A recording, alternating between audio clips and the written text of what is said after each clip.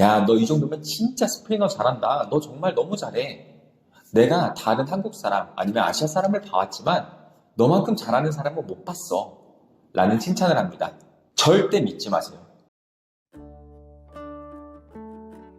안녕하세요. 아빠꼬레아입니다. 지난번에 제가 한번 그 동영상으로 현채로 살면서 느꼈던 점들을 한 가지를 이야기했습니다. 그런데 그 뒤에도 많이 그래도 지켜봐 주시고 시청해 주시고 또 호응을 좋게 해주셔가지고 제가 촬영을 잘 못하고 있다가 이제 다시 촬영을 시작했습니다. 오늘은 두 번째 제가 이야기를 시작하려고 합니다. 제가 또 멕시코 현채로 살면서 느꼈던 두 번째는요. 지금 현재 내 상황이 영원하지 않다라는 겁니다. 이거는 제가 두 가지 관점으로 이야기를 하려고 해요. 한 가지는 내가 지금 가지고 있는 수익이 그리고 내가 가지고 있는 지금 나의 현재 상황이 늘 똑같지 않다라는 겁니다. 이거는 좀 더 쉽게 얘기하기 위해서 제 상황을 예로 들어볼게요. 제가 저희 와이프랑 같이 처음으로 저희가 신입으로서 멕시코에서 직장 생활을 시작했는데요.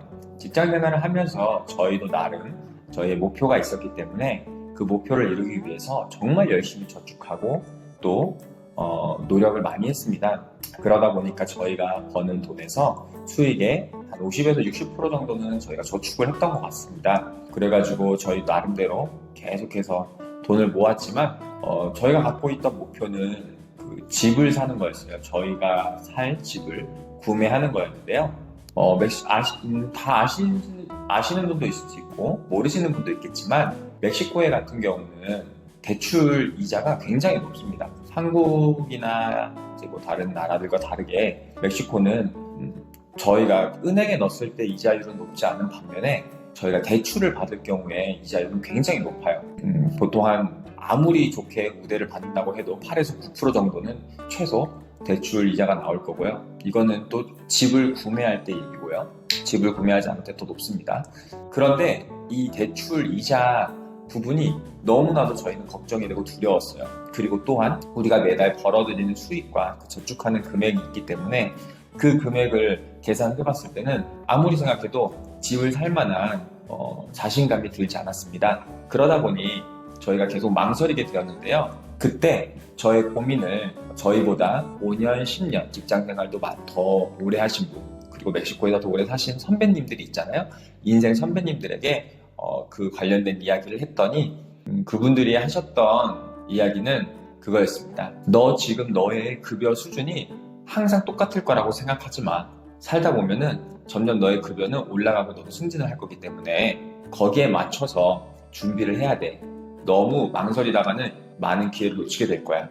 라는 조언을 들었습니다. 실제로도 그랬어요. 저희는 그 대출을 받는 것들이 너무 두려웠기 때문에 당시에 우리에게 집을 살 수 있는 기회, 그러니까 저희가 갖고 있는 돈으로는 살 수 없지만 대출을 받아가지고 저희가 살 수 있었을 거 아닙니까?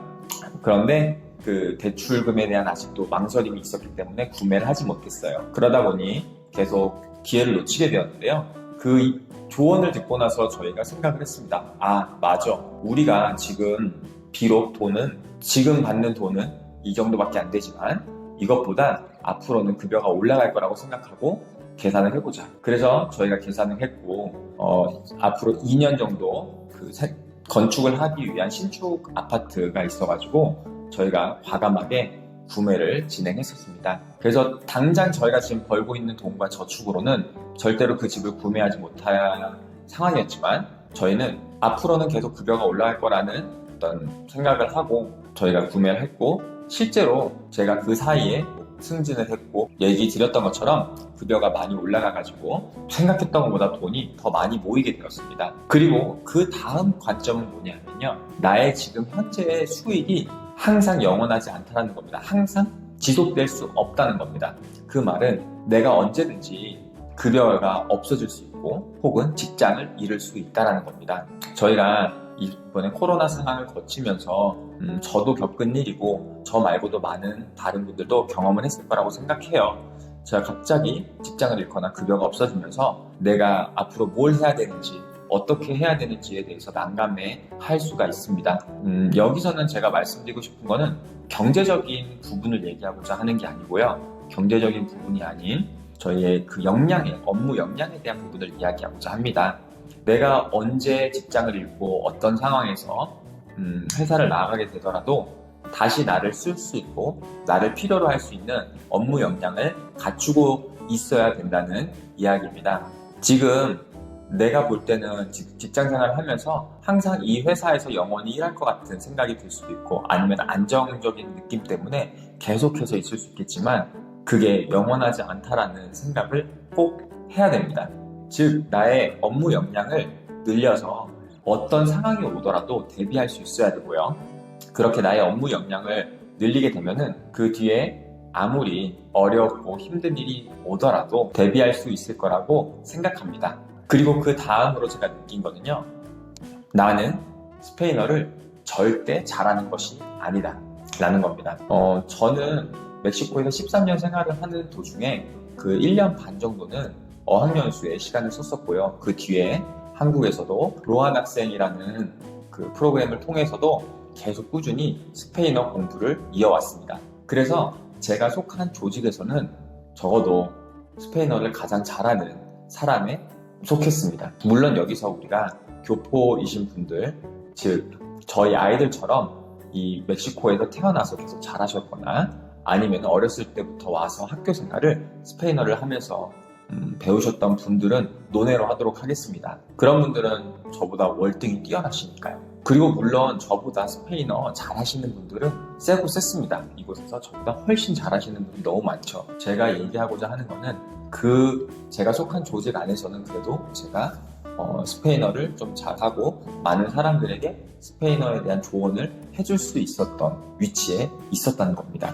그러다 보니까 저는 제가 정말 스페인어를 잘하는 줄 알았어요.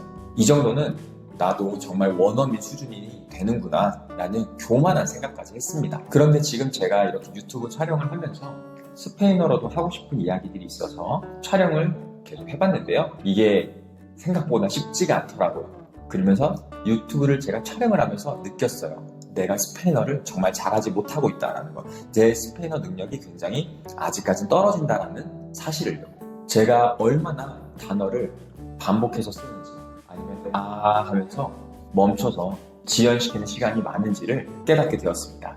그렇게 촬영을 하고 보니까 저조차도 그 이야기를 제 스페인어를 듣는 게 굉장히 거슬리더라고요. 그전에는 제가 이야기를 할 때 제가 바라보고 있는 사람은 바로 제 이야기를 듣는 상대방이었습니다. 즉 청중이었다는 거죠. 우리가 멕시코 사람들하고 이야기를 할 때 그 상대방이 멕시코 사람인 경우에는 그들의 입장에서 봤을 때 저희는 외국인인데 야, 너 이 정도면 정말 스페인어 잘한다.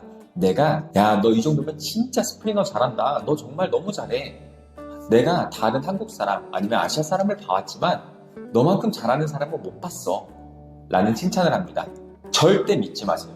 저뿐만 아니라 많은 분들이 이미 이런 이야기를 들으셨고 지금도 듣고 계실 겁니다. 절대 믿지 마세요. 내가 하고 싶은 이야기나 어떤 특정한 주제를 정해서 직접 내가 나의 모습을 이야기하는 것을 촬영해보면은 객관적인 나의 스페인어 실력을 아시게 될 겁니다.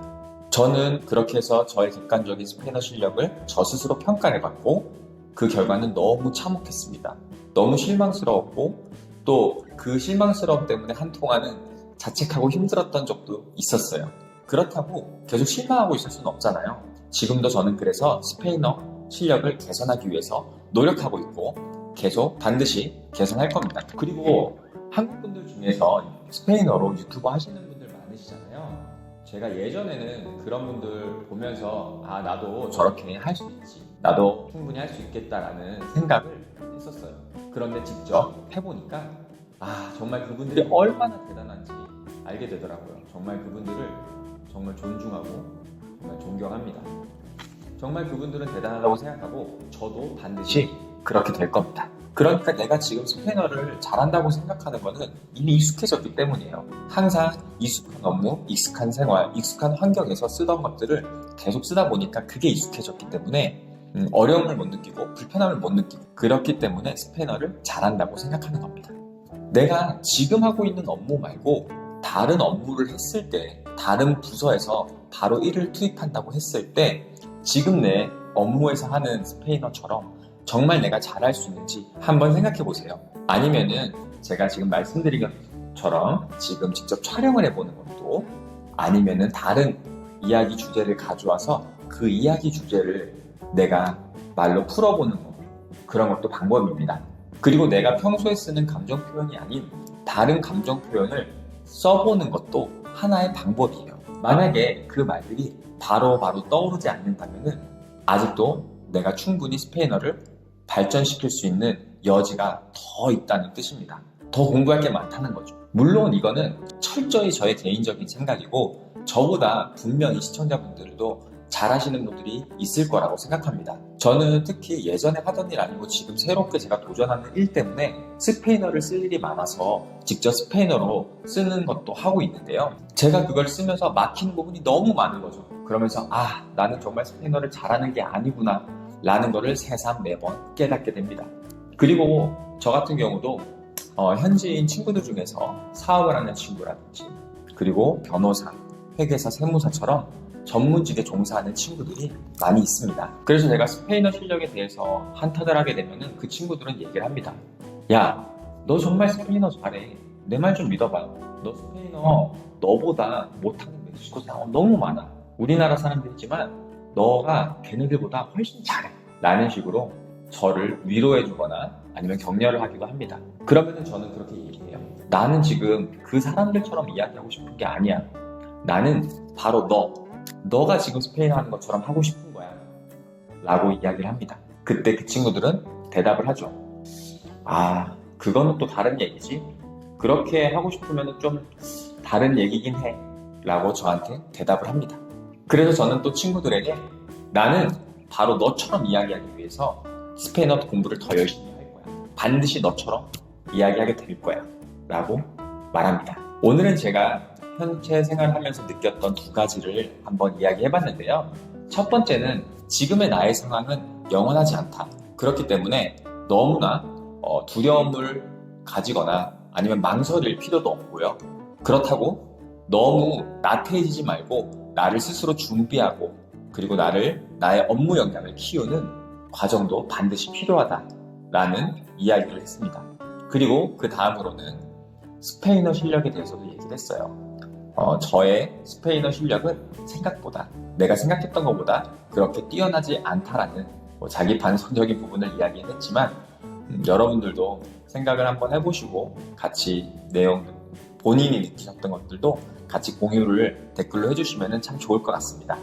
오늘도 시청해주셔서 정말 감사드립니다. 다음에는 마지막 이야기를 통해서 이 현채로서의 느꼈던 점 이야기를 마무리하도록 하겠습니다. 시청해주셔서 감사합니다. 안녕.